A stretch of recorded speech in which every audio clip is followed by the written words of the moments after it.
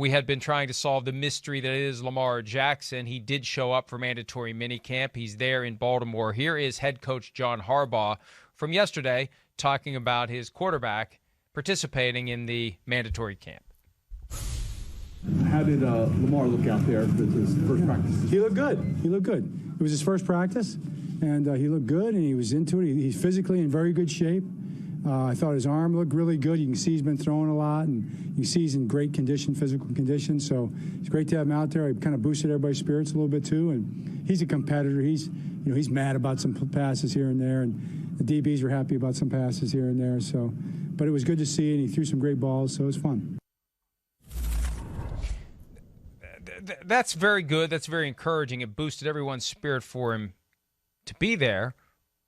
It's hard not to consider those words through the prism of just think of what it would have done if he'd have been there for all of the OTAs. If we're talking about building the Ravens for 2022, putting the team in the best position to thrive.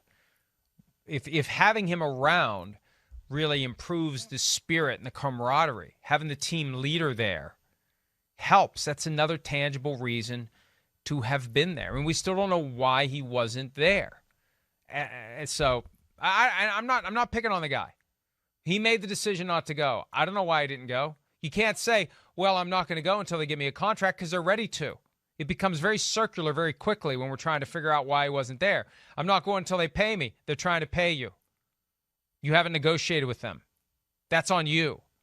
It's good, but it's good that he's there. Yeah. It's good that the Ravens are taking full advantage of his presence. And, we'll at some point, I think once training camp starts and he presumably shows up, the contract stuff just is a non-issue until after the season, because we know that nothing is going to happen between now and then. Yeah, I mean, yes. Again, hey, if he was there, I bet you the DBs wouldn't have been as happy, as far as after practice that day. I bet you would have been a little sharper. I know we got time to work on it and all that, but again, they'd be further down the road. You might know some of the new nuances that Greg Roman's put into the offense and be more comfortable there. And then you feel better, going into training camp about where your quarterback is and where the offense is. Again, not that they can't make up that ground, but can you be further along if Lamar was there at OTAs? Yes. And again, it's weird. You're right. I still hear people on TV going, he shouldn't show up until they pay him. And I want to go, wait, are you not paying attention to the NFL? What is going on here? Why do you keep telling me he shouldn't show up? They're trying to pay him. Stop telling me that stupid point. I see people say it like 3 times a week, and I go, I can't listen to you anymore. I'm not sure if you're even aware of what's going on in the NFL. Like, stop. That's ridiculous. They're trying to pay him big-time money, top of the market. And then, to your point and what you talked about with the energy, that is real, period. It doesn't matter if it's Lamar Jackson or anybody. I mean, Kyler Murray, he's quiet. That's still going to add to the energy of the team. Marquise Hollywood Brown, Rondale Moore, they're going to want to be on their game and show that they're playing good so the quarterback likes them. Look how I've grown. Look what I'm doing out here. It rises the level of everybody, let alone if you have a guy like Lamar who has more personality and a little more pizzazz than a Kyler Murray, to where the way he talks in the locker room and, I think the way he talks and shoots, shoots the shit, sorry for lack of a better way, to talk with guys when they're stretching before, that all adds to the energy of the practice. And then probably talk some crap to the DBs. Hey, we're going to tear you up today. And now the DBs are ready to go and play at a different level. That's the value of the franchise quarterback. It does. It raises everybody. It raises everybody's spirits, and it gets everybody on their game because they don't want to disappoint, and they know, whoa, our lead dog's out here, and he's going to try to tear us up, so let's try to tear him up too. And that's where the franchise quarterback is extremely handy for a football team. Last week, we threw out 3 potential explanations for why Lamar Jackson is doing what he's doing, what he wants, etc. I have reason to believe that these are accurate, that this really does properly explain where things are from the perspective of the team, which doesn't know, like we don't know what the hell's going on. 1, he doesn't want to be there. 2, he doesn't know what he wants. 3, and this is the one that I think is the answer, he wants a non-negotiable offer. You might be right. In other words, an offer that doesn't require negotiation. Right. They show up and they say, here it is. Here's Deshaun Watson plus.